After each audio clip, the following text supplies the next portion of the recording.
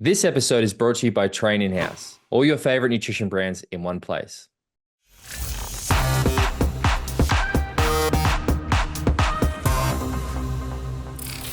Welcome back, everybody, to another episode of a podcast where two guys on the internet talk about the sport of triathlon. It is conveniently called Talking Triathlon. My name is Tim Ford. That is James Bale. Mate, how you going? I'm doing all right, mate. I'm doing all right. It's the final week before the T100 London. I'm quite excited. I've just done a very long and in-depth chat with our friend Andrew Horsfall-Turner, who is we've done a preview of the race because you've got to dive off. But yeah, I'm actually quite excited for this weekend that's upcoming. I do love, and again, I think it just shows a bit like it's also the last episode before the Olympics, and you're like, it's the last episode before T100 London. It's like, no, it's good that it's not all Olympic focus, which is I think our audience will appreciate. I forgot, not forgot. I didn't forget the Olympics because I'm going to Paris the day after the T100 to be there for that. But I kind of because it's sooner than I thought it was going to be. I forgot this was the last episode before the Olympics. Yeah, So fuck it is, yeah. it's Jesus, we better make it's some picks at the end of this. it's actually crazy to me. Like again, we talk about this a lot, right? Where it's this abstract thing that happens at, so far down the track. And I mean, even just before we hit record, I saw Hayden Wilds put up his like, it takes a team sort Thank you of thing. post thing, yeah. And I was thinking that's a bit premature. I went, oh no, it's not. The race is next week. Like, fuck me. It's so soon. Yeah, wow. Yeah, Mate, yeah. what day is it today? Tuesday here. So yeah, this time next week we'll know the result of the men's race. Women's. No, men's. Yes, you're Men's correct. is first, yeah. Yeah. And I think so again, for people playing along at home, we will be in Paris together. We are not setting hard and fast to what our release schedule is going to be. We may, in fact, what I think we probably should do is do an episode, even if it's a short episode, straight after the men's triathlon, and then do something straight after the women's. Maybe Yeah, I even agree. I think we could have little micro episodes where we just discuss what happens that day, maybe with a couple of beers or whatever, somewhere in a Parisian cafe with some ambiance. need to do It'll be good. need to do the video. That's the only point. The only thing that I need to factor in is because we also need to obviously do the T100 London review, but like maybe we record them at separate points and then we just upload them as one episode. I mean, look, That's head probably best. head to YouTube. You guys tell us what you want, because again, it is one of those rare, very rare occasions where we will be together in person, so it makes the recording a lot easier. And we are happy to release. We could do an episode on Monday. We could do an episode on Tuesday. We could do an episode on Wednesday. We could record them all those days and then release them all at the usual time they comes out. Again, it's an off-air conversation, but let us know your preferences and we can Yeah. do because we Comment section. Tell us what you think. Do you want little youtube.com. micro episodes? Do you want a little sort of frequent drip of things throughout the week, or do you just want us to save it all up for one big episode at the end? Maybe we do one big episode there. Maybe we can do some Instagram live stuff or something. Yeah, Uh, that's not a bad shout. We can always do stuff on the Instagram account, can't we? And I think mm, it would be a good idea once the men's race is finished to sit down and record our impressions fresh. yeah, Um, Probably same with the T100 weekend, but we could do that. Anyway, this on is the an train. off-air Maybe conversation. do it on the We'll see what train. the people want. Hey, Maybe we do it on the train to Paris. It could be those obnoxious people like, doing something too loud I'm on the. driving, mate. Oh, yeah. Okay. I thought we were on the. Okay, Yeah. cool. All right. Anyway, look, yes, that is that. If you want to get the bonus episode we have to also do next week while we're together, you can head to patreon.com/talking triathlon. You can be one of our many patrons. Our patrons also got a sneak peek this week, Jimbo, because a certain white see-through tri-suit arrived for somebody in the mail, and Yeah. they've seen the photos. Tell us about it. They, How's your new tri-suit, yeah, mate? no, it turned up. It turned up and it's really it came in a little bag. It's all very professional. Um it's a very nice quality tri-suit. I haven't worn a tri-suit since 2019, but it's nice. It's a nice tri-suit apart from the big images of me on the quads. Um and when I put it on, it sort of creaked. Do you know what I mean? When you're sort of, and because it's so high quality, it didn't give way at all. No, there Whereas you you go. could tell that if it was an entry level suit, bits of it might have ripped. It's just all the awesome that it has to contain, mate. Yeah. It's gonna be a thing of beauty on Sunday on on that race course. Heads are gonna turn. People are gonna get past and go, did I just get overtaken by the screaming face of James Bale? Something almost changed today though, because a Tell friend me. of mine got in touch who is coming over from Denmark, who is racing the T100 as well as an age grouper, but she was like, I've hurt my hamstring quite badly. Is there any chance I could just do the swim for you and then you do the bike and the run? And I was like, yes, this sounds all right. This sounds brilliant. So I contacted Tom at the PTO and he was like, no, no, we can't do that. Relays aren't allowed on the T100 race. I was like, fuck's sake. Mm. But Yeah. it would have made my day significantly better. I would have thought the swim would be the least of your problems, but anyway. I mean, I'll do the swim, no problem. I just don't want to get wet, mate. I've written off swimming a long time ago. Man, that suit is designed for you to get wet. So it's going to be good. I am unfortunately not going to be racing the T100 this weekend anymore. I've had a change of my travel plans. I will be trying to make it back to London. I'm still going to the UK and everything, just not going to London. But I will try to get it back to the UK. Oh, sorry, to London by Sunday for the men's race. Maybe I'm not certain yet, but yeah, I'm quite disappointed actually. But again, just shout out to the PTO. Uh, they're so good. Straight away, they've said, "Look, we're happy to defer your race entry to next year."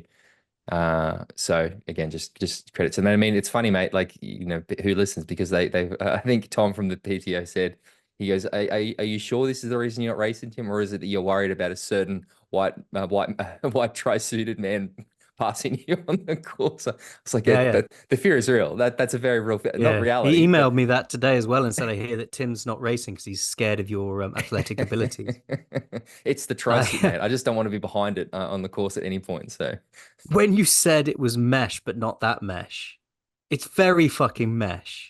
It's designed to It's keep you so cool. mesh that it's forced me this afternoon to shave my chest entirely because when I tried it on, it was like there was a little, just a, it was like a hedgehog. Audio listeners, he said forced with air quotes then. So yeah, that's really the reason that he did it, isn't it? It's different to every regular time you shave your chest for pure vanity, mate, isn't it? Look, we are carrying on more than enough, especially considering you have recorded a in-depth episode with Andy Horsfall-Turner already. Yes, it's because of my travel and go to the UK, trying to make this fit. But I still wanted to have a little bit of a chat around some of the stuff that happened over the weekend. Most notably, Ironman Lake Placid happened, part of the Ironman Pro Series. Have you got access to the results there? Because the results did not go according to my plan. I did terribly. This is probably the worst performance I've had in the fantasy league. I was one of the bottom. I think you probably even beat me. But the action happened in Lake Placid. We saw Lionel back. We saw Braden Curry there. We saw Joe Skipper there. We saw Van Hansen there. A list of incredible athletes, and the results were fascinating, interesting. They Um, were on the men's side. Trevor Foley won it in 7:55:23. Matthew Marquardt in 7:57:14, ahead of Lionel Sanders, rounding off the podium in 8:05:39. Other names of interest would be Chris Leffman in fifth, Matt Hansen in sixth, Jackson Laundry in seventh, and then down the finishing order it goes. what about the women? Because the women, On the women's side, we had, bear with me, Danielle Lewis won it in 9:01:54, ahead of Jackie Herring in 9:10:36.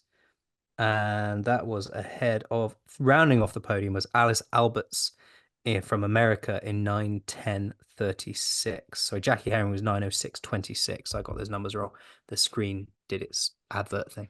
no worries. So again, it's actually surprising. There's not that many more Ironman races in the Pro Series, but heaps of things to talk about here. Now, we I think it was maybe Dave Trevor Davis in the group. Was it Dave who was talking about Trevor Foley in the lead up to the race last week?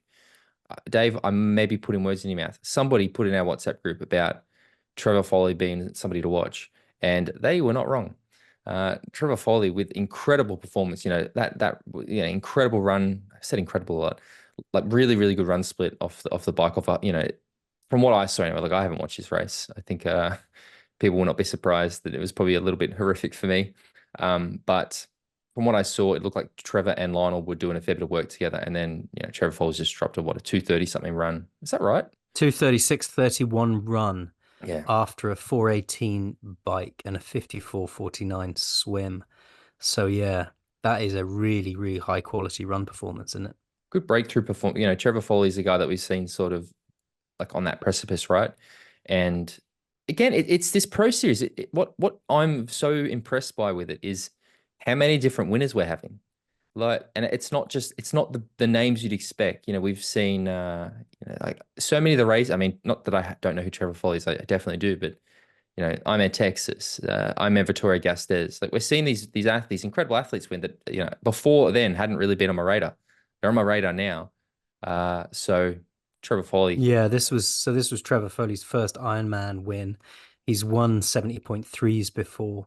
This year he's won 70.3 Chattanooga, 70.3 Boulder, and then gone on to win the Ironman Lake Placid. So he was third at Chattanooga, yeah. first at Boulder, and then went on to win Lake Placid. So he's had a year where he's really rolling into form.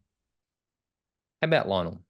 Lionel third place. Lionel is all in on Kona. We've seen him very early in the season dominate some really great performances. Some people seem to disagree with some of our thoughts about how good his races have been, especially in Mont Tremblant and stuff things. But third place in Lake Placid, obviously it's a very different race to Kona, which is his focus. But is this performance? Is this a performance where you go, "Yep, he's back, he's going to do it"? Is this a performance where Lionel knew he just had to get a slot to Kona and he's ready to save the big performance for the big dance? Like, what do you think of it? Yeah, I think the key takeaway for Lionel in this race is that he got that slot to Kona Yep. because for me, if he puts in that extra, whether he's got that extra effort or not, I don't know. But if he digs himself into a hole to win Ironman Lake Placid, then doesn't fire in Kona because of that hole he dug himself, no one remembers that in 10 years' time, 20 years' time. But if he does exactly what he needed to do here and then goes on to have a really great race in Kona, that could be the one that leaves the mark. Yeah. I still think, I mean, look again, I'm not inside Team Sanders in any capacity. I'd love, mate, Lionel, if you're listening, mate, I'd love to have a chat with you. But I think it's very much what I've expected, to be honest. I think that Lionel is an exceptional athlete who is so good at that middle distance, but he has a weakness at the Ironman distance, and this just showed it to me. This is not a bad performance. It is what I expected, I suppose. So I'm not shocked. I am very happy he's got that Kona slot, but I'm not watching this going shit. I need to change my opinion about like I have never at any point this year thought Lionel is going to be a true threat in Hawaii, and I'm No. not. My opinion is not changed as a result of But this. also, at no point this year did I think he wasn't going to be at Hawaii. I mean, So this is kind of exactly tracking. there's other athletes that I've also thought would definitely be in Kona this year that are not, and so yeah, things change a little bit. But no, I don't want to sound to I'm whelmed by Lionel's performance. It is where I thought I'm very much impressed by some of the other performances we saw, particularly in the first and second men. Again, the women's race, incredible performance to Daniela. She's a fantastic athlete on the up. Unfortunately, I just haven't seen enough of the race. Again, I'm obviously alluding to the fact that Joe sort of had a bad race. It's been not really something that I've focused on that much. So I don't have a lot to say really about the race overall.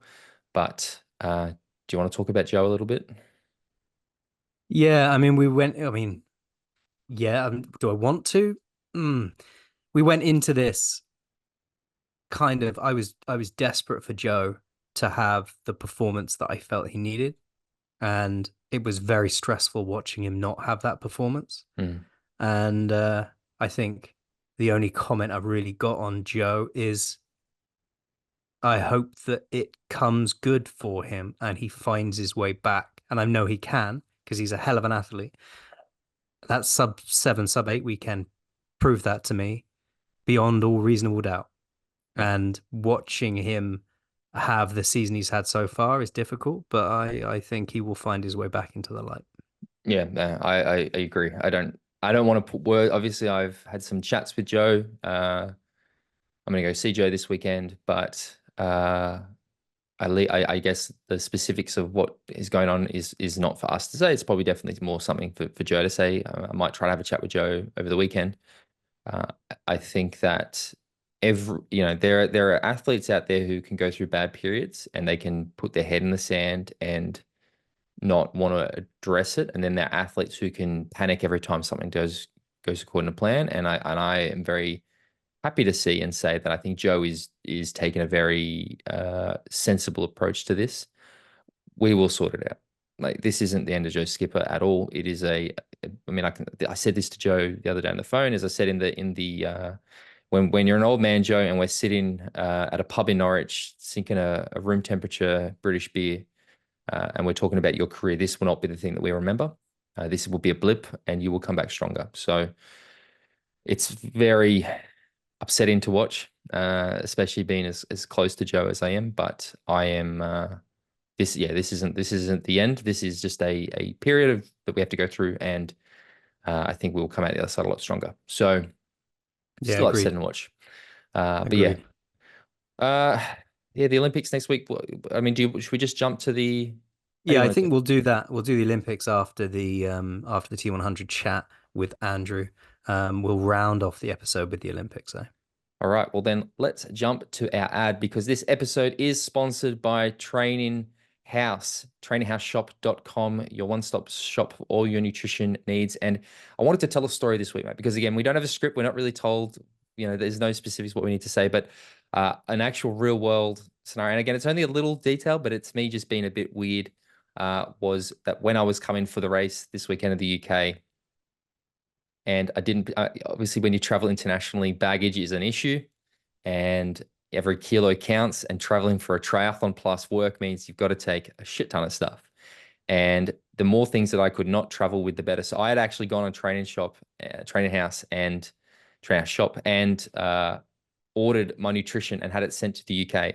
I got the hotel address where we were staying and I put in an order for the nutrition that I needed for the race to have it arrive before me when I got to the UK, so I didn't have to travel because the bags of drink. I mean, it's not heaps, but I still thought it was just a one less thing for me to worry about, and that's the Marginal ability to gains, motherfucker. exactly. But it's the ability to do that to get exactly what I need for the race in the quantities that I need instead of having to go, shit, I got to buy a box of gels or I got to buy a whole tub of electrolytes or whatever it is. So I really just liked that little as a little sort of story of how easy it Yeah. is.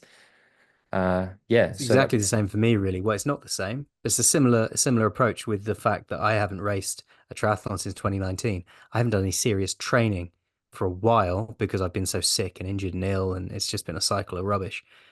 So I'm taking this race weekend very, very easy. So I'm not really on a nutrition protocol. I haven't got dialed in how many carbs I want per hour or whatever. But what I do want is a load of nice, tasty treats to have as I go around the course. And the ability to go on that website and pick a few different types of tasty treat to keep me going and keep me motivated as I swan about a triathlon course really slowly, looking majestic is probably the only word I could use. I love the thought Was of you really like useful. eating gels and like just going through that. Mwah, Oh, there's no mwah. gels, mate. I'm not having a gel. I got like Cliff Caviar, bars and all caviar the and yeah oysters and champagne. cigar as I go down the Excel Center. No, no, I'm just furnishing myself with things I want to eat. If you I guys think want I'm to do probably going that, to live the rest of my life without consuming a gel, to be honest. fair. Well, again, they've got options if you don't want a gel. So you can head to traininghouseshop.com, check it out, support the guys that are supporting us. It's a great company. That's the ad. Jimbo, let's jump to your interview with Andy Horsfall-Turner, and we'll be back afterwards. Well, as we just said, I am now joined by Andrew Horsfall-Turner, and we're going to do a bit of a preview of the T100 London. But before we do that, I want to say congratulations on your podium finish at 70.3 Swansea recently, mate. How was it out there? Yeah, no, really good. Thank you very much. Yeah, super happy to get on the podium. I think that was my first pro podium. And yeah, it was a solid field, not a world beating field, but a solid field. And I had a good, swim bike run. I hit some pretty good numbers. That you And felt like a after having, triathlete. I felt like a triathlete again. I swam, biked, and ran well, and I didn't explode. And just finished the race feeling a little bit more content because I had a couple of pretty crap races to start the year. So it felt nice to kind of turn the corner, turn a page, start a new chapter of this year, and then yeah, hopefully get some momentum for the rest of the season. Yeah, sounds good. And you held off a charging Joe Skipper as well at the end of the race, which, is no mean feat in this world.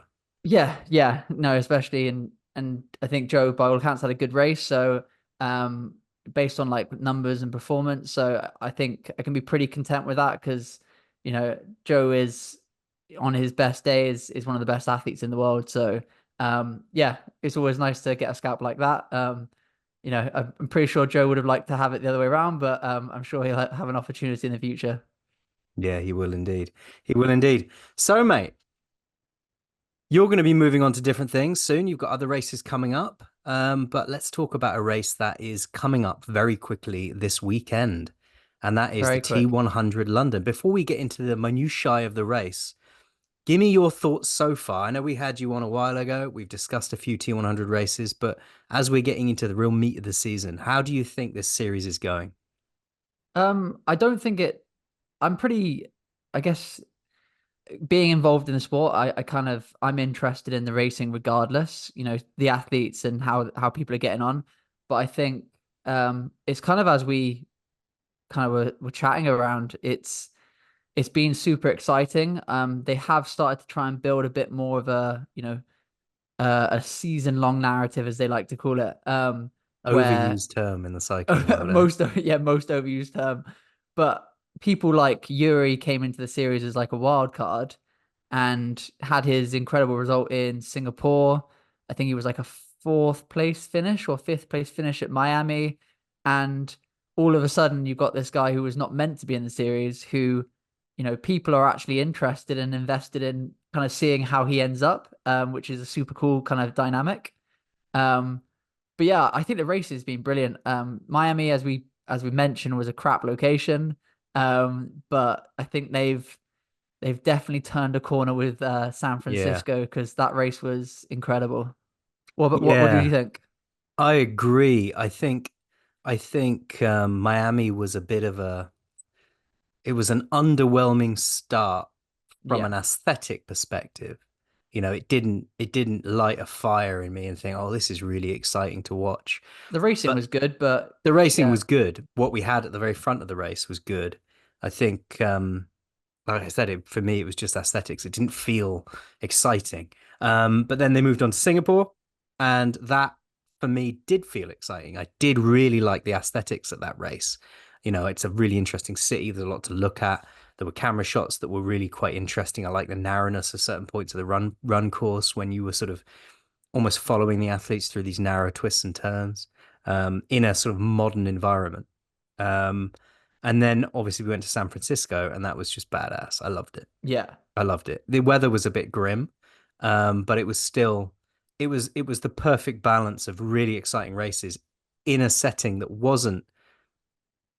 I think on a really sunny, beautiful day, it would have been spectacular. But Oh because of yeah, the for sure. conditions, it wasn't as. But the racing elevated it. But also, I think I guess what I really enjoy is that content kind of circus in the build up and the post kind of stuff. And I really enjoyed watching kind of the content they were putting out the week of the race. Like, um, you know, a lot of the athletes were going up the Golden Gate, or not going up, but going along the Golden Gate Bridge, and there was kind of that buzz about like this really iconic city, and you've got 40 of the best athletes in the world about to do an iconic race. Obviously, it's not the classic escape from Alcatraz, but the kind of the media build up really got you excited. And I mean, we're recording earlier in the week, so I'm hoping as this week progresses that the same too kind of happens in London. But yeah, we're gonna have to wait and see, I guess. Yeah, I mean they're very good. I think they're very good at that.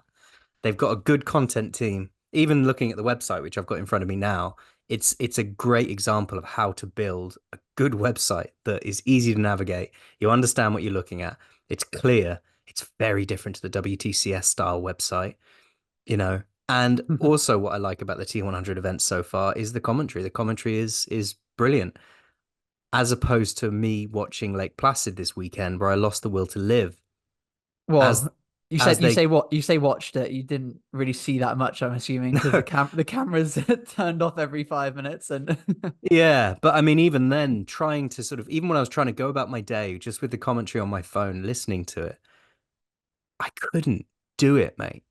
I couldn't stick with it. It's so boring. There's yeah, no humor.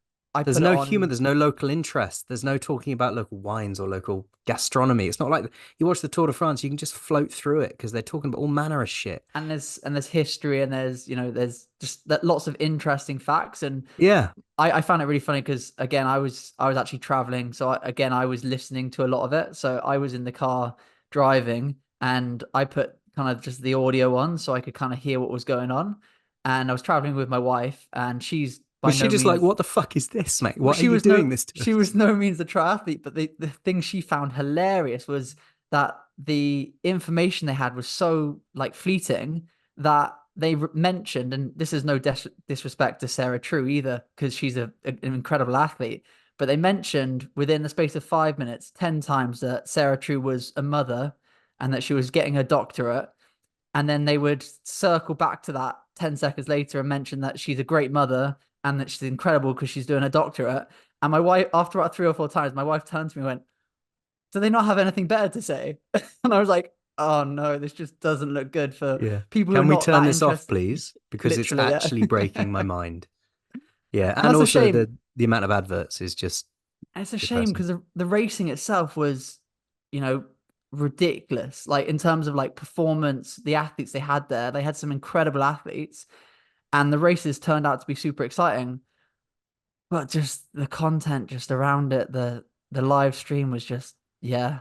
disappointing, I don't know disappointing. what it is about that particular commentary team or the way that they go about it or the instructions they're given, but it feels a bit like going on a course at work, and Yeah. sitting in there, and there's like a safety moment at the start where it's all very serious. And it's just anyway, Anyway, let's move on to positive things, let's I move on to guess. the T100. The T100 is this weekend. And what have we got? We've got the women's race on Saturday, 27th of July. The broadcast starts at 1:45 UK time, and the race starts at 2 o'clock. And then we've got the men's race on Sunday, the 28th of July, with the broadcast starting again at 1:45, with the race start at 2 o'clock. Um, and we've got some start lists. Do you want to pick out some names? You've got the start list in front of you, I assume. Do you want to pick out some names? Should we do the women's race first? Because Yeah, that's let's go through the women's that's race. how it goes. I guess we And got then like pick out some I names that you think will be relevant in this race. so I guess you got to go for the big people in this race are Anne Hag. I know How? you I know you always get butchered for how you pronounce names. I'm probably even worse. Uh, Ashley Gentle, You nailed that Emma one. Emma Emma Ballard Brown, Indy Lee, Kat Matthews, Laura Phillip, Lucy Charles-Barclay, and then I guess the kind of more left field people that we're going to talk about are people like Sophie Coldwell and actually Laura Madsen, who I think is an incredible up and coming Danish girl who Hmm. just won Woman. Ironman 70.3 Les Sables. I think was that about a month ago. Yeah, Um, yeah. Yeah, yeah. I mean, it's a real shame we're incredible. not going to see Jess Learmonth there because she was initially a wild card, wasn't she? But she's had to pull out with injury. Yes. Yeah. So, but yeah, I think Sophie Coldwell is a really interesting one for this. I think my normal co-host has picked her for the win, but I mean, Really? I'm doing this before we actually record that bit of the podcast. But I think he's already nailed his colours to the mast on that one. That's bold. That's very bold. It is bold, isn't it? It is, especially with this field. You've got Kat Matthews in there, Lucy Charles-Barclay, like you say, Anne Haug, India Lee, people who are tried and tested. And I think short course athletes are always going to have that level of spice because you never know how they're going to convert. You got, I guess Martin Van Riel is a good example of someone who can convert very quickly and very efficiently. Well, he's Um, he's the master of the middle distance, isn't he? And this isn't he even middle is, yeah. distance. I think And we've this got is to even shorter, we've yeah. got to not get sucked into thinking subconsciously that this is somehow related to an iron distance race, because it's not even a half Ironman distance, it's below that. So the adaptability of those short course athletes is going to be even stronger for a race like this. It's yeah, I guess the massive caveat for someone like Sophie is literally just how comfortable or how efficiently can she ride a TT bike, and that, some people do just take to it very, very quickly. But I think I saw a post. If I speak really slowly, it'll give me time to you have a might you look. might be able to get it up. I I know that might. I know she's had a bike fit with There you Bottrell, go. Here it and I is. know. Okay, let's have a look. So yeah, 5th of July, T3 weeks, and I finally sat on a TT bike for the first time in my life. I'm under no illusion that I'm significantly underprepared, but enjoyed this new process of learning a lot. So she's sat on a TT bike for the first time 3 weeks before this race. Now it doesn't mean that she's not going to find a comfortable position to be on that TT bike, because, she's an incredibly successful and fit athlete. So if she can find that balance between power and aero, then she might just like a duck to water. Who knows? And these short course athletes have such aggressive road bike positions. They are as slammed and as air as you can get on a road bike. So I guess that does limit because she's kind of used to having quite a closed hip, I guess, when she's racing, and she's a front pack kind of swimmer, and she's always in that kind of aggressive breakaway sort of zone in the race where they are trying to get nice and tucked and nice and aero to kind of maximize against the big peloton of 20, 30 athletes chasing them. So that might actually play to her favor of just how quickly and how comfortably she can get on that bike. Yeah, she had a bike fit with Matt Botchell, didn't she? And Yeah. she's riding what looks like an S Works um UCI legal time trial bike. So she's not riding a specific triathlon bike. Yeah. And I think I might be right here, but I don't think Specialized make the tri bike anymore, do they? I think they only make. No, yeah, I don't think they do. I don't think Okay. they do. I think the I model think that she, I owned was the last one they made. yeah. I think she's a specialized athlete, isn't she? So that makes sense. It does make sense. You don't want anything else. Yeah, Uh, so I mean, Anne Haug is an interesting athlete because she's coming into this race having raced everything fucking else as well. yeah, I was going to point that out. I was kind of looking at the start list, and I think looking at who's racing, and I think this is probably more applicable when we look at the men's race. But who has recently raced and who has recently done an Ironman or an iron distance race? Mm. Because Challenge Roth was only 3 weeks ago. 7th of July. Yeah, Yeah. 7th of July, and then you had Victoria, Ironman Victoria, just over a week ago, where you had Cat Race. Um, so I think that probably is quite a good talking point around, how quickly can these athletes bounce from doing a full distance race to not even a middle distance race. This is like 3 to 3:30 maximum of just like going all out. And Mm. how much fatigue do you get from running? Anne ran 2:38, wasn't it? 2:38. Yeah. Which is crazy. And you've got to believe that recovery off that is big. Yes. Anne Haug. I mean, Anne's only done formally. Sorry, I'm just clicked on the wrong person.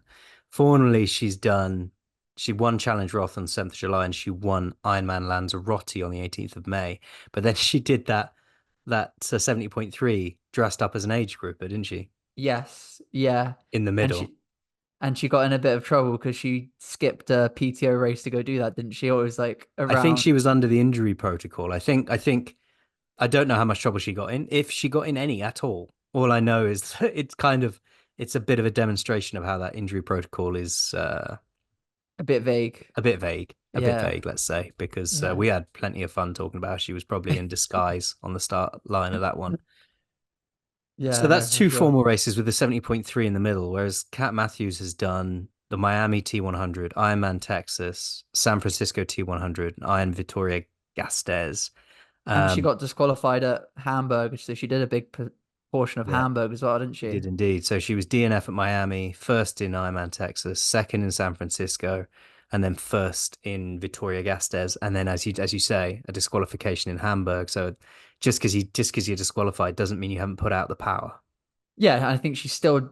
I guess it was a week before San Francisco, so she showed that it didn't take that much out of her, but it was still a week where she had to taper into a race, do a race, and then have some sort of recovery, and then she was tapering into San Francisco the next week. And I mean, Kat's got a great coach in Bjorn Giesman. So I know that he probably is managing the fitness load and that stuff really, really carefully. But you've still got to believe that, resting and tapering for that many races is how many times can you do that in a season? And with the T100 like needing to do, isn't it 6 races plus Kat's obviously embarking on the Ironman Pro Series as well. That's a lot of races to, freshen up for.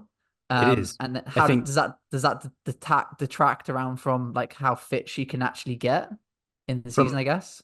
in the short term, it's an interesting exercise in recovery and go again and recovery and go again.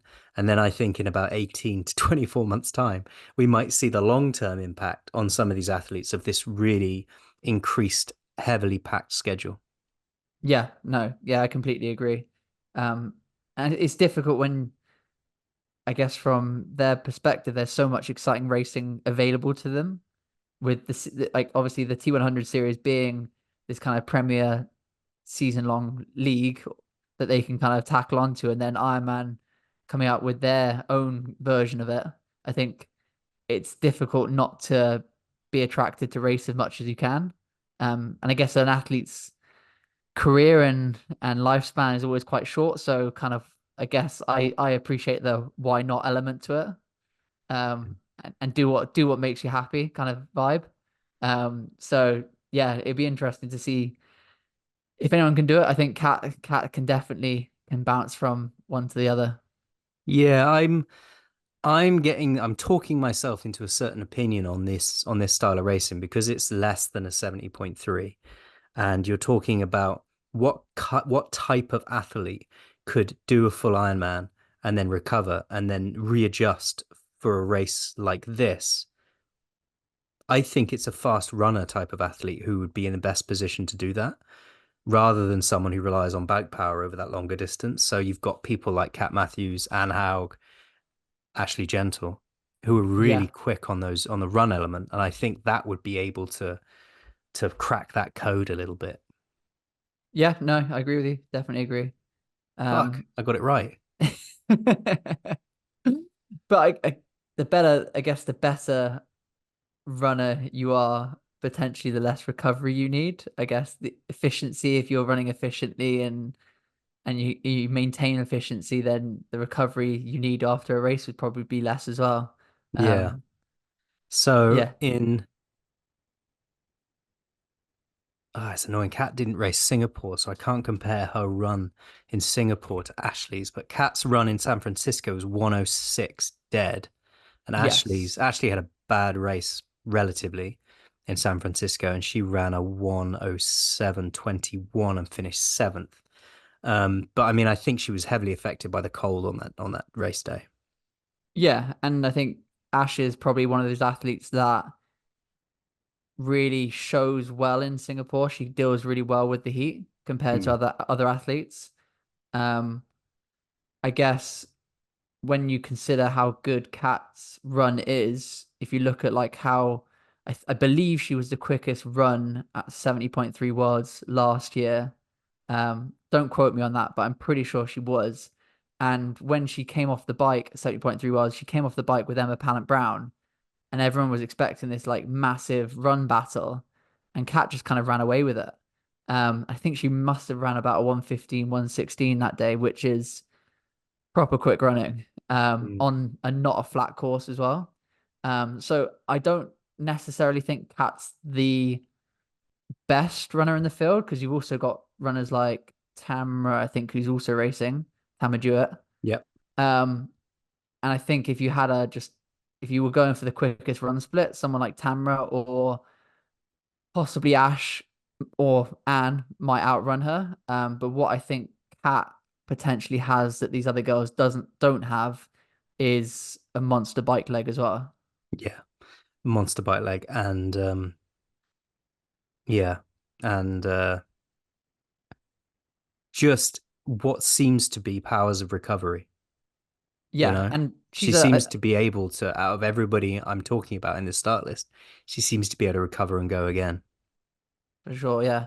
I think her background is in physiotherapy, so I you know, yes, physically, she might be gifted to recover quicker than some athletes.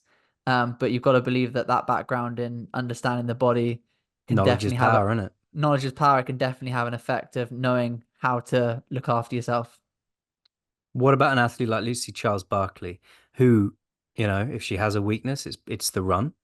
It's not much of a weakness, but it is there. Like, for example, she came second in Singapore with a 1:16.18, whereas Ashley ran a 1:09 to take that win. She's done Miami T100, Singapore T100, and she's then gone and won Ironman Nice on the 16th of June, which was a little bit of a left field. We weren't expecting that one. Yeah, I think she definitely made her decisions early and then kind of I don't know what the term you'd use is, but she definitely got a she just really wanted to race the world champs. I think once she kind of saw Nice was building as a race, and I guess once you saw how the triathlon community accepted it last year as the men, like when Sam won the Nice world champs, it was really respected. And I guess once you realize that and you see that, she definitely got itching and she was like, oh, actually, I really do want to race it. Do you Um, think, as she went through the season and she started to feel and see the form she was in, well, that that's would have what also geared that decision-making process? And she was like, actually, I'm feeling this. well, that's what I was gonna say. I don't think it's fair to kind of critique her run too heavily at the beginning of this year because obviously she had that incredible race in Kona where she went the fastest time ever. She won by I can't remember the exact margin, but a hefty margin, solo all day. Um, but she did something to her calf that day, didn't she? And she had some sort of pulled calf or she tore her calf. And I think the recovery over winter meant that she didn't actually run for a couple of months. Mm. So I think what you saw in Miami was like coming back into running. So she definitely was not run fit anyway. And then what I think you saw in Singapore was maybe a little bit fitter, but then the heat getting to her. And I guess people would say, oh, but she's really good in the heat because she won Kona. It's very different racing Ironman intensity and heat and then racing T100 intensity and heat. It's a Yeah. completely different zone. Yes, it really Um, is. but I think her run in Nice was really good. I think she ran 2:49, I think. Yeah, Um, 2:49-ish. so, and yes, I probably would say she's not as good a runner as Kat or who And else? Anne or or Ash. Ashley. But if things go the way that Lucy wants them to go, she is still potentially one of the top, I'd say 5 to 6 runners in the field. And if she's got a little gap to any of those ladies, they're gonna have to chase bloody hard because she's an absolute fighter and she won't let go of a lead without a No, battle.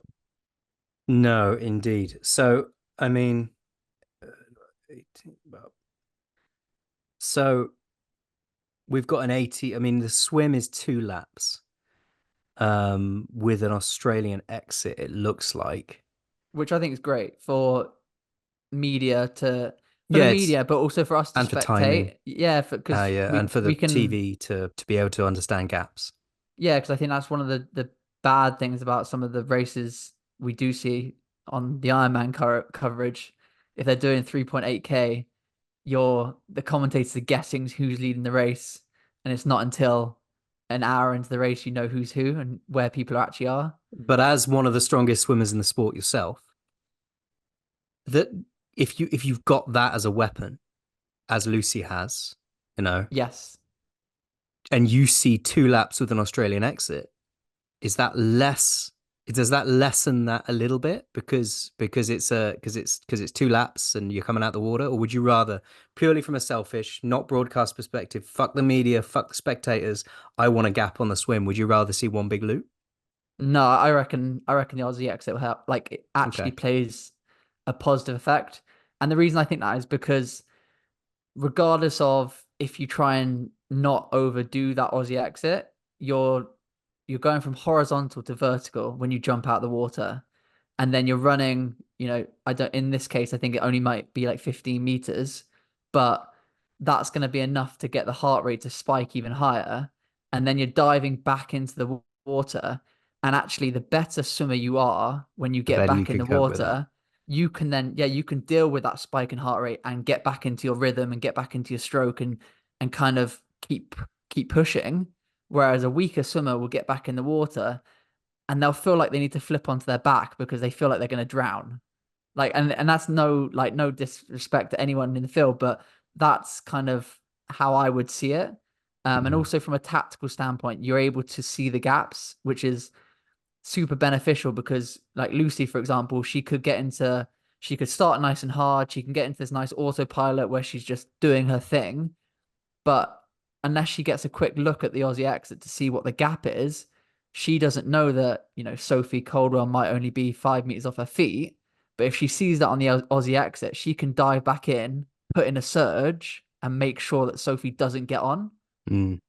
Well, you never know. She might want Sophie there tactically, but um, yeah, no. For me, I'd always like again. You go back to the more knowledge you have in the race, and I feel like you can get a lot from getting out the water, assessing where you are in the field, and then getting back in. And if you're a strong, confident swimmer, I think it's only a positive. Okay. Bike course is 8 laps, 80 kilometers. I think that doesn't play into the hands of the stronger bikers. It's just, this is where I think we can kind of be semi-critical on the T100 about how they use Race Ranger, because on a course where it's super flat and a 20-meter draft zone, um, there should be no red flashing lights. There's no accordion effect going into hills and corners. And yes, there's some dead turns, but there should be no one going into a red light. And if anyone's going into a red light, they should be getting the drafting penalty. In my eyes, there should be no excuse for it on this course. Have we seen Um, any yet? I don't think there's ever been a drafting penalty in No. in PTO slash T100. So in a weird way, it would be nice to see it, but if people are drafting, because we have seen it in some of the coverage. Um, but when it's super flat, I think you can gauge your gap, you can gauge your effort, and if the red light flashes, you've got to make the pass. Like that's simple as that. Yeah, Um, agreed. Agreed. It looking at this map, it's puts in perspective how big London is. You kind of forget sometimes because it's an 8 lap loop, so 4K each way, and all you're doing is going from the Excel Centre to the very top of Canary Wharf. yeah, yeah, literally. So Can we it's going to take be a flat as a pancake, pause for 2 seconds? of course. Sorry. Yeah, so it really puts into context how big London is, because this is a big race. It's a big event for those of us that know triathlon, but it's barely scratching the surface of this part of London. Yeah, it's a shame that they didn't because they had the first ever pro race there last year as like it was Challenge London, I think they called it. And the great thing about that is that they actually took them down towards like the London Eye, Big Ben, like right into central London. And I think the issue that T100 have had is that they want to do the race at a time where the spectators will be out and there'll be a bit of an atmosphere. And as you and I both know, trying to shut down central London in the middle of the day is just impossible unless you're London Marathon, I guess. Yeah, unless you've got all the money in the world. Yeah, literally. Which, hopefully in the future it's possible, but I can kind of understand why we've just stayed in this kind of small part of London. Yeah, yeah.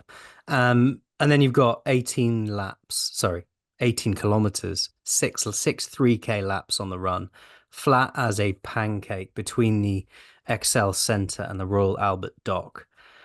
So, breaking that down into 3K loops, you're going to get a constant sight of your competitors and where they are. Yeah, and I that for an athlete like Lucy, if she does manage to get that lead, there's no kind of out of sight, out of mind, which I think is really beneficial sometimes on courses. Whereas those those quick runners will be getting a time split every every 1.5K, won't they, when they do a dead They'll have a turn? hare to So chase. yeah, it'll be quite intense. And I think from I'm just putting myself as in like a having the athlete mentality of being in the race, seeing your competitors that many times on, on such a short course, it's gonna feel quite stressful, I think. Yeah. Because If it's nip and tuck, if yeah, you're racing somebody who the gap between you on the run as you come off the bike is like it could go either way, would you rather be the chasee or the chaser? I'd rather be the chasee. Would I'd you? I've rather mate, I'd rather be the chaser. Fuck being the really chasee. well, because and I guess this is maybe is just along the lines of my style of racing anyway, being like leading from the front in the swim. I always feel that if I'm leading the race, someone has to come and take it away from me. Whereas if I'm not leading the race, I have to go out there and get it. And I feel it's almost like capture the flag. I feel like it's a lot easier when you have the flag, if that makes Yeah, I sense. suppose it's a mindset thing, isn't it? Yeah. I've never been in that mindset. I've never led a race. So, no one's ever taken anything away from me. Or have I ever had anything that anybody would want? So, so looking at one more competitor I want to talk about on the women's side is India Lee, who obviously won Yes. the debut T100 in March in Miami. And then she DNF'd in Singapore, but she was sick that race. Then she bounced back to win the Challenge Championship in Samarin. Then she came eighth behind Ashley Gentle in San Francisco. So it's a smorgasbord of results for her. Obviously, starting the season really, really well with that Miami T100 win, being the leading athlete going into the second one. And since then, she hasn't fired on the T100 scene, but she's gone and won the Samarin Championship. Where do you think she'll shake out? I definitely think she's going to be in the mix. I think if she has the similar, I guess, physiologically saying, if she had the similar kind of race that she has to Miami, you'd be you'd be looking at her and thinking she's got a good chance of a podium. I think possibly that people have kind of kicked on early season races as, people either come out firing or they are kind of building into the season slowly. And I think possibly a few athletes were building in, with the long year and the grand final being in November, I believe. I think people maybe would try not to get too fit too quick. Um, but I believe that if she has the day that she had in Miami or the day that she's had in San Marino a couple of times, um, I could quite easily see her being on the podium. I can't see her winning this race, but I could see her sneaking on the podium for sure. Yeah, she's an athlete that I've held in high regard for a very long time. And when she won that race in Miami, I was so happy, but also a little bit gutted because the previous year I'd picked her to win some races on the scene, and then this one time I was gonna, and I was thought no, I won't. And it was the one time she stepped up and really nailed it, and it was great to see. So before we move on to the men's, you know what I'm gonna say now, don't you, mate? Are we gonna decide who we think's gonna win? It's time to put your money where your mouth is, bud. Right. Are we just go top three, or do you want to go top three in like a wild card? I think top three, and then you're allowed a wild card, who is just could just take the victory on their day, and they are allowed to be from that top three. But Okay. you know, So I think my top three are gonna be, um, I think it's gonna be Anne Haag, Van Haug. Lucy Charles, and then Kat Matthews. Interesting. And I think my wild card, I'm gonna go completely left field here. My wild card You're is gonna say gonna Laura be Madsen? I was gonna say I was thinking it, yeah. I was thinking it just because young up and coming athlete, she's getting better every race. She's won some big races like Les Abs, and That's not her first kind of good result. She's having these consistent results. And at some point when an athlete's progressing like that, they sometimes have a massive result that kind of just shocks the world. And I would love to be like, I Rico. chose that. Yeah, Rico Bogan is a great example of that. He had some really solid results throughout the year, and then he goes and wins 70.3 worlds. So when I'm thinking wild card, I'm thinking like she could completely blow everyone's minds, or more than likely she finishes somewhere between sixth and eighth, maybe. I think she'll be solid, but I feel like she's my wild card, yeah, for sure. Okie What, dokie. what about yourself? Well, I'm going to go for Ashley Gentle to win this one. Okay. I think it's going to be a sunny day in London, and I think she's going to bounce back from that San Francisco race and come and show everybody how it's done here. I'm going to put Anna Haug in second, and then I think my third place is going to be India Lee for a solid podium to you know to I bring like some of that that. form back that we saw at the very start of the year. My wild card. Who's my wild card going to be? Sophie Coldwell, mate. Sophie, and I was literally about to say, you're thinking that the swim bikers are not gonna see the race, but yeah, Sophie is a great shout. Yeah, yeah, yeah. Because she's my. What if I'm totally wrong about how the race plays out and a swim biker comes in and does really, really well? I think it's brave not putting Lucy on the podium. That would be my only thing.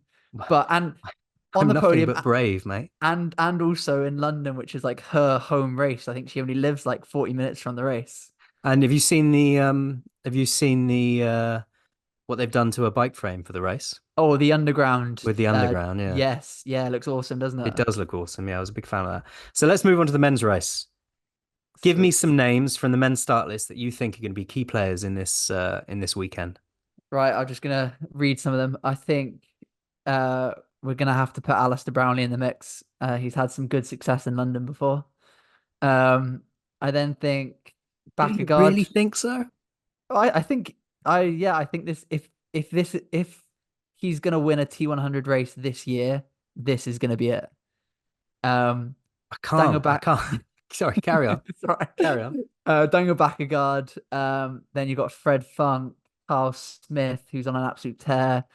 Magnus Ditlev, Leon Chevalier, Rico Bogan, Laidlow's coming, Sam Long, Yuri. Um, it's a pretty impressive field, I think, for the men. And I think someone to highlight who's just got a wild card this week would be that the German guy Jan Stratman, Hmm. who has been kind of chipping away. He's constantly finishing first, second, third on podiums. I think he finished at fourth at Roth recently as well. So I think he is a pretty cool addition to the race, and I think could throw in a bit of spice as well. Agreed. Absolutely agreed. Alistair Brownlee. Here we go. I've been burnt so many times.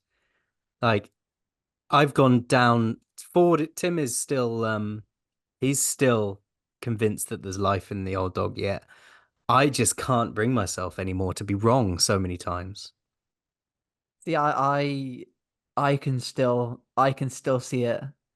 Um, I haven't raced Alistair much. I think I've only raced him actually once, and it was 70.3 Swansea 2 years ago.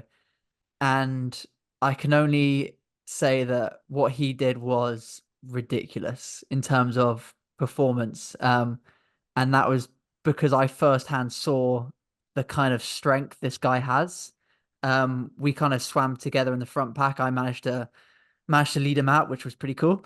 But then we hopped on the bike and he flew round me and I chased him for a solid 5 or 6 minutes, pushing north of 400 watts, and he disappeared into the distance.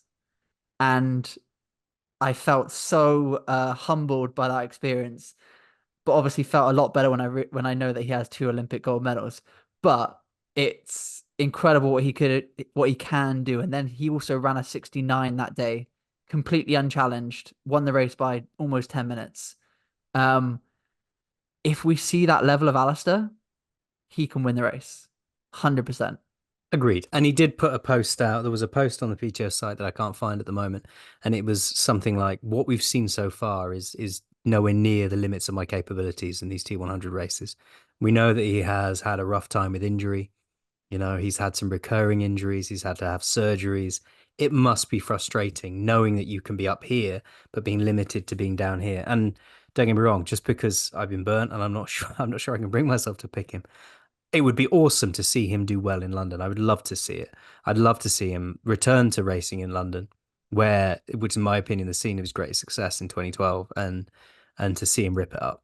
There's something special about racing at home, I think, as well. Just just knowing that, the majority of the people there spectating, watching the men's race they're gonna be Ali Brownlee fans. And I think a lot of people, and I'm definitely one of the kind of movement who I never really considered triathlon a real like a sport. I was a swimmer. I was more involved in that kind of aspect, and I never really considered triathlon kind of a thing until I saw Alistair in 2012, and he has inspired so many people to get into triathlon or become fans of triathlon that I think the support for him in London will be pretty incredible. Yeah, I agree. I agree with you. And I'd love to see it. Yeah. I'm just not sure I can bring him myself to put him in my picks. And We'll because get to that. We'll get to that at the end. we'll get to that at the end. Now, leading the men's PTO World Rankings at the moment is Magnus Ditlev. We didn't get to say that in the women's because Taylor Knibb, who's leading the rankings, isn't actually racing. So, but Magnus Ditlev, who is leading, is at this race. And what has he had so far this year? We've seen him win in Miami T100, came fourth in San Francisco T100, and then he just recently went and absolutely obliterated Challenge Roth, proving that I don't know anything about anything because on this podcast I said there's no chance he's going to break his own record just because he's an out the front racer and he won't be inspired to do it, and he absolutely proved me wrong. So, what do you think about Ditlev? Just an absolute monster. Yeah. It's incredible to kind of see what he's done over the last few years. But yeah, obviously he's on a tear this year. He broke his wrist, I think, in the build up to Singapore, so didn't even race Singapore. He was out there to race it, broke his wrist, Did some commentary did some commentary, and or some then punditry at least. and he managed to bounce back. He I almost am sure that he kind of trained through that injury. It may have limited his swimming a little bit for a week or two. Um, but based on the form we saw at Roth, it hasn't held him back too much, I don't think. No, not Um, much. Not much. I mean, his run at Roth, what did he run? A 2:34.18 at Roth. And actually, I was more impressed in his swim. He swam, other than Lucas Watch, who was 30 seconds off the front, he was a front pack swimmer. And 46:23. there were some good swimmers in that front pack, so like people like Jan were in that, Jan Stratman, you had Rudy in that front pack, you had Josh Lewis, um, God, the list goes on, but that front swim pack was seriously strong. Yeah. Um, He's an athlete that I think when we first saw him on the scene, I was quite involved in the early part of his career, and he was known as a bad swimmer. I think we're past that now. yeah, He's put that to bed, and he's a very much an all-round triathlete. He's a fastish swimmer. He's front pack or there or thereabouts. He is one of the strongest bikers in the world, and he's a fucking stealth runner. Do you know what I mean? He doesn't look. He looks like I could keep up with him, but he's running flat out. ridiculous. Yeah, I still think, and I completely agree. I think he's a very rounded triathlete now. But the only thing that I would see as like a real danger for, and I probably a lot of the field do see, is still that bike. And I feel like it's the composure he has. It's not that he's like, you can see super strong cyclists like Carl Smith. You see him riding, you're like, you can see him rocking a little bit. You can see the strength in his and the power that guy has, and he's a great cyclist. But when Ditlev cycles, it just looks easy, and it's kind of scary how fast he's going. And he's It's pushing ridiculous watts, but it doesn't look like it. It doesn't yeah, it's look like early he's doing, 90s Miguel Indurain style yeah, time ridiculous. trialing. It's remarkable. And you get the impression that if there was some sort of catastrophe and he had to get away from something or he's being chased by a lion, he could go faster. Oh yeah, and he would just kind of turn that screw, a quarter turn, and find another 60 watts, and he would just pull away, and it would be so composed, and he wouldn't panic. There would be no fear in his eyes. He would just do it, kind of thing. Yeah, yeah. He's very much got that Miguel Indurain sort of essence to him.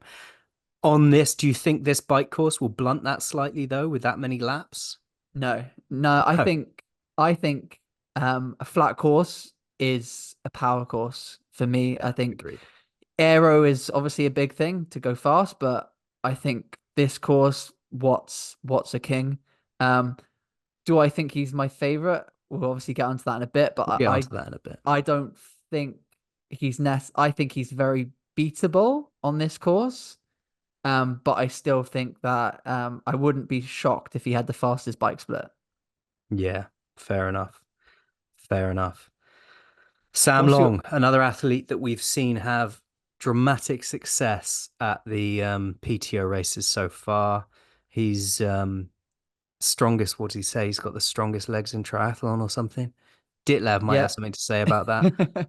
But we've seen him race a huge amount this year.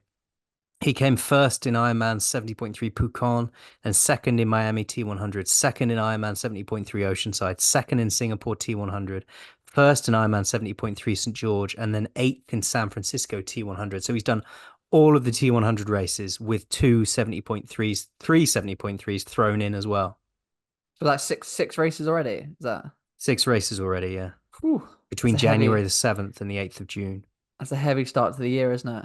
Um, It is. It is. We haven't seen any full Ironmans from him, and that's probably for a reason. well, But we have he was seen, meant to come out to Cannes and race yeah, it was a good last call not to, month, I but think. Yeah. he made that decision, I think, post San Francisco. And I think, yeah, he Heard you said were on the start list, mate, and was like, he did. He heard there was a good swim I'm group, out. so but no, I think that would have been trying to chase the Iron Man as well would have probably been a little bit too much. So I think that was probably a wise decision. I know that I obviously follow Sam on social media, and he trains in Tucson, Arizona, and Tucson, Arizona is an absolute greenhouse at this time of year. I think I don't know exactly in degrees centigrade, but it's 100 to 110 Fahrenheit, which I think's 40 plus degrees Mhm. centigrade. And he's been out training at like 4:30 in the morning just to try and avoid the heat.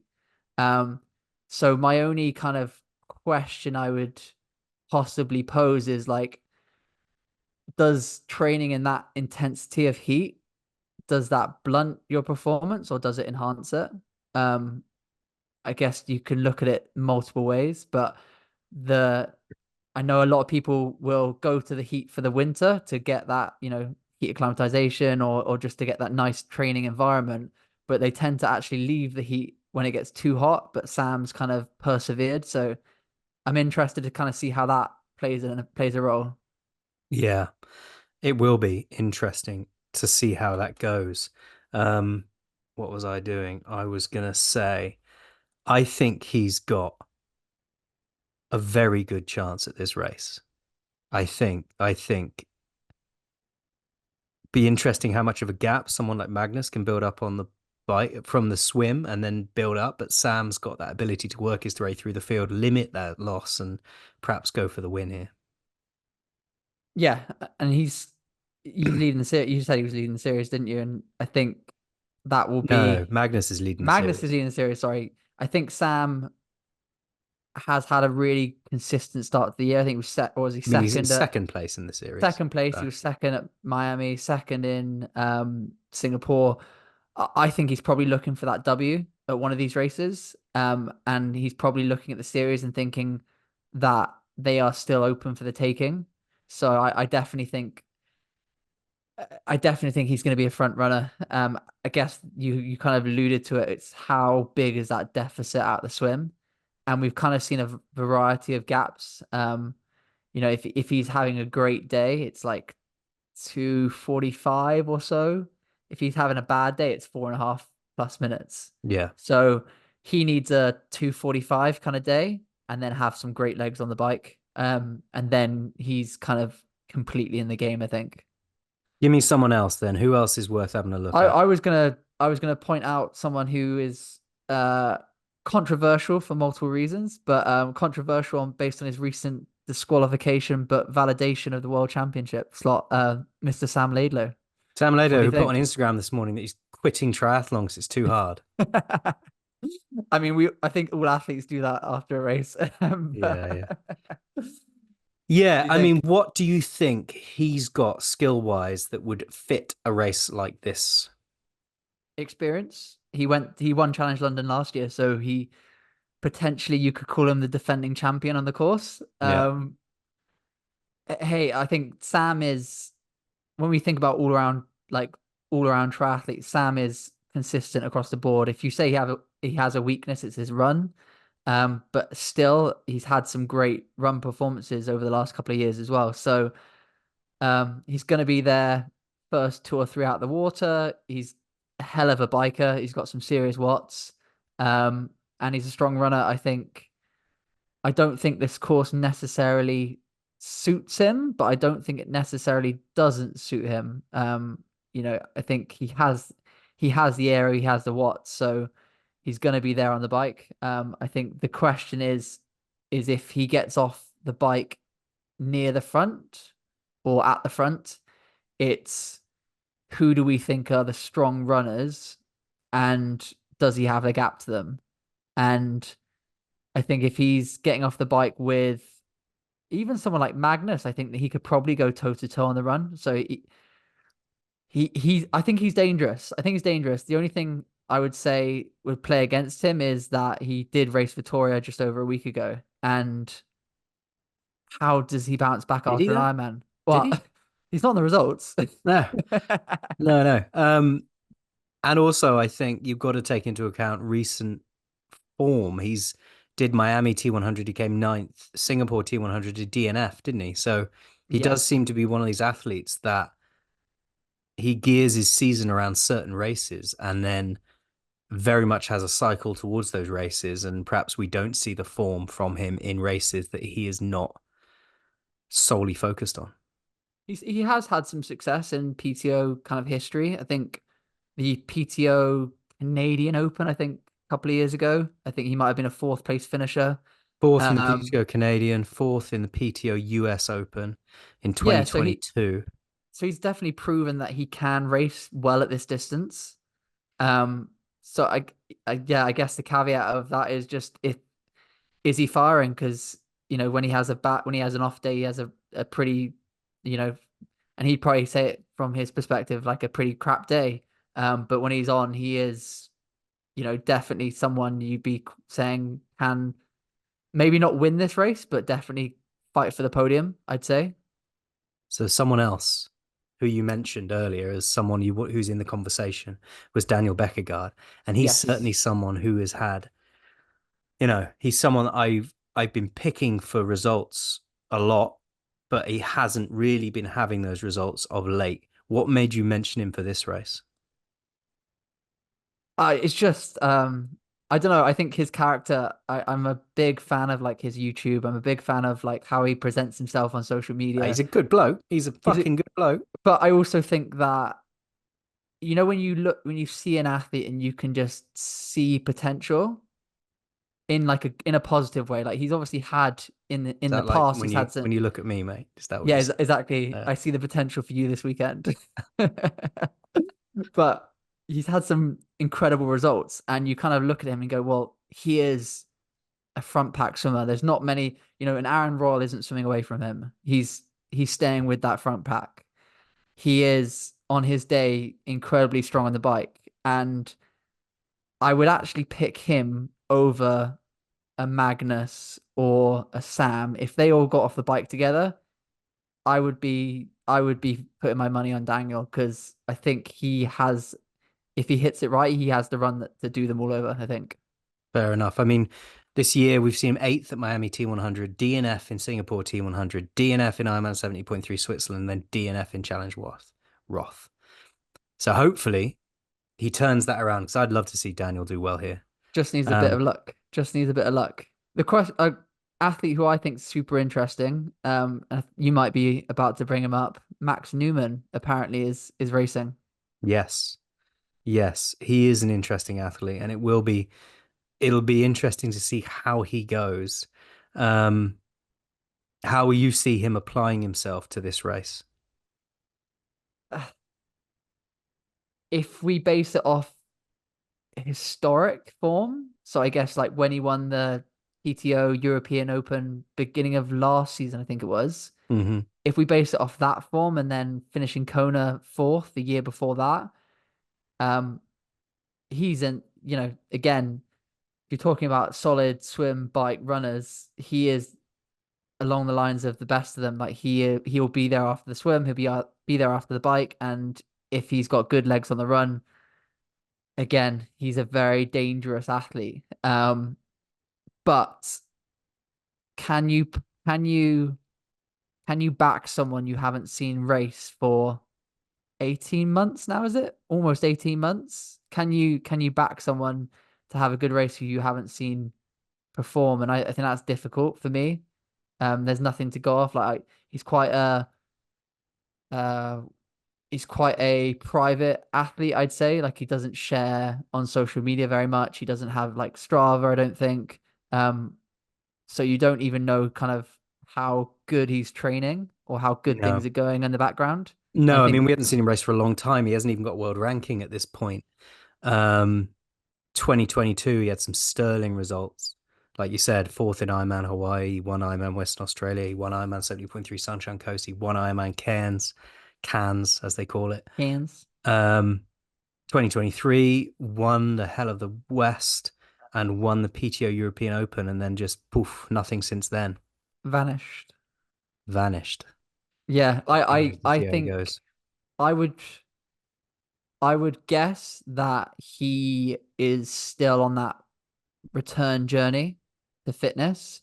So I would be surprised if he kind of really features in the race. Like I think he'll be front pack swimmer, and I think he'll maybe be there for a bit on the bike. But I can't. I could potentially see him coming outside of the top 10 in this race, and I don't think that's being unfair because I think when he's fully fit, he is more than capable of winning this kind of race. But I think just we've got to give him a bit of slack. And I think if he finished kind of midfield, maybe that's kind of a positive start to this season for him. Yeah, I think we'll see some fast swims in these races. Oh yeah, I for think we sure. really will. Yeah. So who, in terms of like the rest, like the problem with the men's field is like I'm seeing another athlete. I'm like, oh, they're really good, and then you see another one, and you're like, they could be really good. So we haven't even really spoke about Carl Smith, who had that incredible run sprint battle finish in San Francisco with Martin Van Riel, where they literally you couldn't really call it on the live coverage because it looked so close. Yeah. Um, and then he Yeah. was Yeah. throwing up on the floor this green vomit. Yeah, it was amazing. Currently fourth in the world. And we've really seen an upturn in his form this year. He came first in Challenge Wanaka, fifth in Singapore Team 100, first in the championship Samarin, and then second by fuck all Yeah. in the San Francisco T100. And it made him vomit, nuclear vomit. Don't know whether he's been bitten by a spider or something, but there was No, hell of a legit. performance. And I think it would be amazing to see him take that extra step and get that win. Yeah, and I think a lot of people probably didn't see his win at the Challenge Championship and kind of really appreciate how great a victory that was. Like it was a legit kind of it's a legit half marathon off the bike and he ran 69 there and a lot of it's like off-road. It's on it's like a horse racing course, isn't it? So they do a lot on the grass, a little bit on like some like soft sand almost. Mm. And he ran 109 there, which is not hanging around. And I don't think there's many athletes in this field that can run, maybe a Jason West can run a little bit quicker than that, but there's not really any athletes that can outrun that. So I feel like he is a dangerous guy if he gets off the bike in the first two or three athletes and there's no gap to someone out in front. I think and again, I think he's someone who races well in moderate climate. I don't think he suits the heat. I don't think like a Singapore race necessarily suited him. So I think London conditions, I think was it 18, 19 degrees at the weekend. I think that's going to be perfect for him. Picks. Oh, right. I think. Let me just didn't even talk about Rico Bogan. I'm Mate, 75 year Bogan, world he's champion. always there. He's always there. He's always at the forefront of my mind, whatever the fuck I'm doing.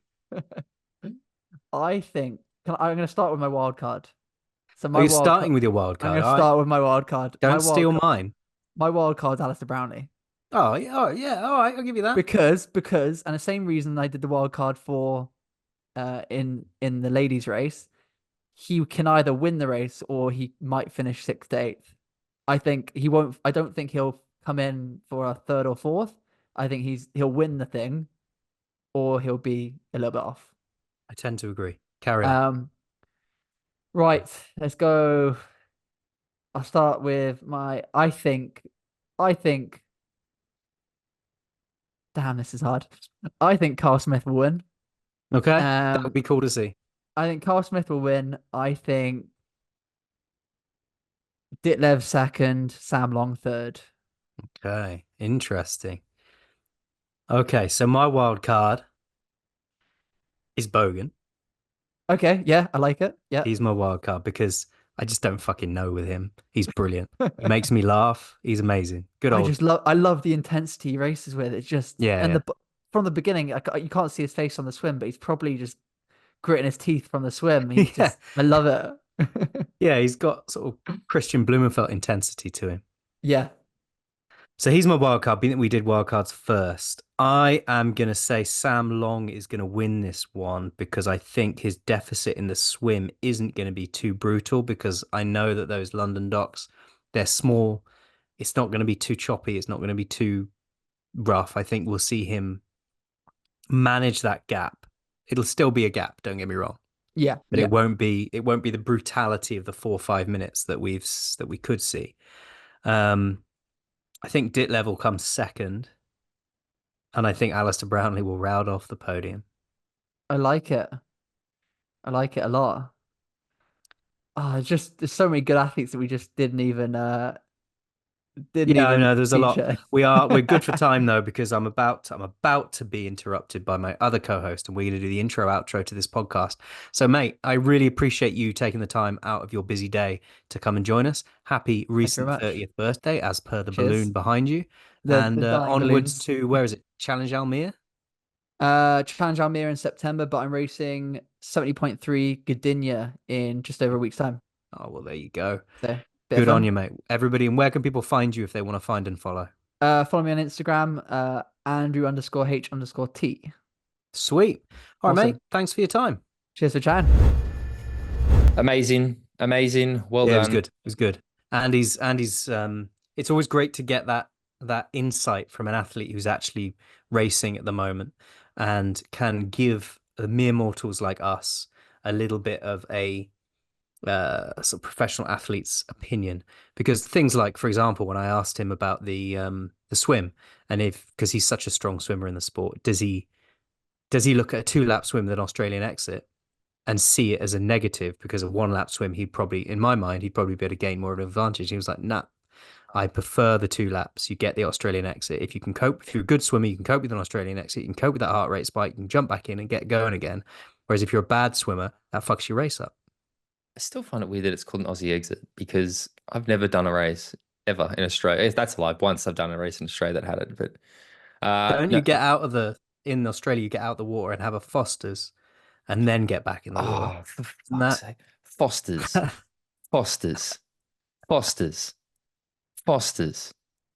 That's what I've heard anyway. It's all you guys drink, isn't it? No, we export that shit to the Poms because it's too horrible for Australians to drink. You actually, I do not think you can get Foster's in Australia. I don't think it's available. Anyway, no, look, Andy's a great guy. It was really good to see Andy get that podium in Swansea 70.3 a few weeks ago. But you're right. Now the big question is, who'd you pick? Who are your picks for the T100? Yeah, I picked Sam Long to win it on the men's side with Magnus Ditlev second and Alistair Brownlee to round off the podium. Yeah. And then I said my wild card, because we allowed ourselves a wild card, was Rico Bogan. Okay. Andy's picks. Can't remember. I've only just done it with him. So Who did he say was gonna win? what about the women for you? Carl Smith. He had Carl Smith to win. Yeah. Magnus Dipler second. Sam Long third. Alistair Brownlee was his wild card. I would go Carl Smith to win. I'd put Sam Long in second. And third, I don't know, I still expect, and again, maybe right or wrong, that like last year after Roth, we saw Magnus struggle in Milwaukee, and he's gone even faster in Roth this year. So I expect that there's probably a few chinks in his armor. So I'm not really expecting Magnus to be, again, could be famous last words, but I'm going to go Carl Smith. It's Carl Smith, Sam Long, Rico Bergen. I think they're going to be my picks. Do you have a Bogan. wild card? Ali Brownlee. Right. I can't in good conscience ever pick him, but it's British race. Yeah, that'll do. And then in the women's, I said it before, I'll say it again. I think Sophie Colwell. Very disappointed to see Jess Limont withdraw from the T100. Like genuinely disappointed to see that. I was excited to see her race. And then we have so Sophie Colwell, Lucy Charles-Barclay, and India Lee will be my top three, I think. I'm glad I called that because we had a chat about you and you're picking Sophie as for the win. And I'm glad that you've held to that because I did say that I think you've picked her for the win. My winner on the women's side is Ashley Gentle. I had India Lee in third, and I had Anna Haug in second, and then my wild card was Sophie. Wow. Anna Haug. Okay, we'll see. I'm very curious to see who. I still think there's going to be people that don't show up at this race. That's not to imply that Anne, but I wouldn't be surprised if she did. I've heard the water's a bit chilly in the Thames, so we'll see. But yeah, it's probably disguised as an age grouper somewhere doing some random race. Look, we got to talk Olympics, haven't we? I think the reality is that we have talked the Olympics to death over the last. Is it just picks time? I think it's just picks, mate. I mean, look, guys, if you'd like to have more in-depth look at, like, literally just listen to any of our last 10 episodes, to be honest. I mean, we had Will McCloy a few weeks ago. We did quite a good in-depth sort of look at the Olympics. So yeah, mate, I think it's just a case of this moment is that me and you are going to disagree on both of these. Cool, which I love. So let's do it. Yeah. Do you want to go? How about I will do my women's picks first. You do your men's picks first, and then we swap. How's that sound? All right, do it. Okay. In first place is obviously for me Cassandra Beaugrand. I think he's going to win it. I think second place is going to be Beth Potter, and I think third place is the tough one for me. Is going to be. Oh, now I'm on the spot. I've said Cassandra Beaugrand, Beth Potter, Emma Lombardi. Okay. My men's picks are Hayden Wild for the win. Yep, good. Alex Yee, second place. Matt Hauser rounding off the podium. We have one in agreement then, because I am also going to pick Matt Hauser for third place. I think I can see Matt getting a bronze medal. And then we just swap Hayden Wild for second, Alex Yee for first for me. I cannot see a universe in which Alex doesn't win. I can see it. I can see Hayden's got that extra gear. I think he's gonna destroy himself on every level to get this medal. Interestingly, the water quality in the Seine has actually been getting a fair bit of traction in the media down here. And the thing they keep saying is the current is really strong in the swim. And it is the only thing that is making me go, we could be completely. I mean, Cassandra Beaugrand, I think, is still a safe bet. So's Beth, because they're both very good swimmers. But the men's race, both Hayden and Alex do have that slight weakness in the swim. And I could see that really changing things. I don't know. If you were like a Tyler or a Matt or any of those front pack swimmer guys, you would be absolutely ripping that swim, just knowing that the Haydens and that are actually going to struggle even more because of that current. And I think we could see, the gap ain't going to get stay because the group just never gets organized enough. It didn't happen in Tokyo. It won't happen in Paris.